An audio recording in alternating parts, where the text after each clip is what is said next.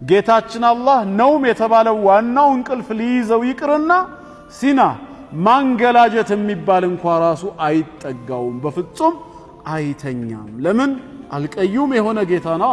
ዓለሙን የሚያስተናብር ዓለሙን የሚጠብቅ ሙደቢር የሆነ አምላክ ከሆነ እንዴት ይተኛል? አላህ ተኛ ወይ አንቀላፋ ማለት ዓለሙ ሁሉ ጠፋ ማለት ነው። ሰማይን በትእዛዙ እኮ ነው ያቆያት እንጂ እኮ ምሰሶ አልተከለላትም። ቢገይሪ ዐመድን ተረውነሃ እንዳለው ማለት ነው። የምናየው ምሰሶ ሳይኖር አላህ ከፍታዋን አጉኖ ይጠብቃታል።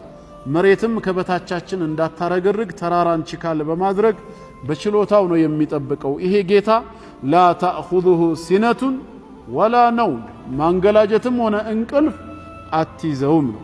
እንቅልፍ ከጉድለት መገለጫ ባህሪያቶች ነው።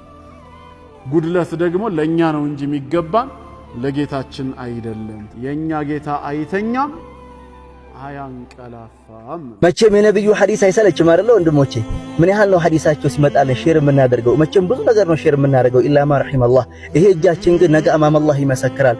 ሐቂቃ አሷዲቁል አሚን ሰለላሁ ዐለይሂ ወሰለም መን ደለ ዐላ ኸይሪን ከፋዒሊሂ ይላሉና ወደ መልካም ያመላከተ የሰሪውን ያህል ያገኛል። መልካም ነገሮች ሲመጡልን ሼር እናድርግ። መሐባቸውን አላህ ይረዝቀን። ሰሉ ዐላ ኸይሪል አናም። ቀደር ያመጣው ነገር እንባ አይመልሰው፣ ዋይታ አያድሰው፣ ለቅሶ አይጠግነው። ምንም ማድረጋችንን ሸይጣንን ከማስደሰቶች የአላህን ፍርድ አልቀበልም ስትል አድዌ ወአድወኩም የአላህም የኛም ጠላት በእኛ ላይ ይደሰታል።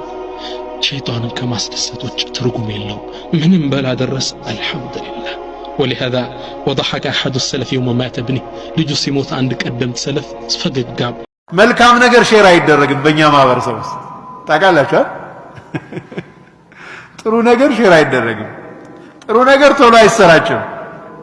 የቁርአን ጓደኛ ካልሆነ ለቁርአን ማታስተባብር ካልሆነ ስለ ቁርአን ሲነሳ ደም የማይቆም ከሆነ ቁርአን ለዓለም ህዝቦች እንዲደርስ ማታስብ ከሆነ እንዴት ሰዎች ይደናሉ?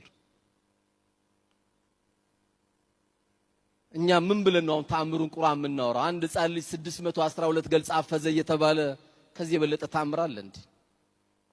አንድ ደብዳቤ ሁለት ደብዳቤ ገልጽ ማንበብ ማንችል ሰዎች 612 614 114 አንቀጾችን ቁጥሩንም ቦታውንም እያፈዙ ነው ያሉትና ይሄ ተአምር በቂያችን ነው። ስለዚህ እኛ በቁርአን ለዓለም መድረስ አለብን። ቁርአን ነጭ ውሸት ደግሞ ሰምተን እንምጣ።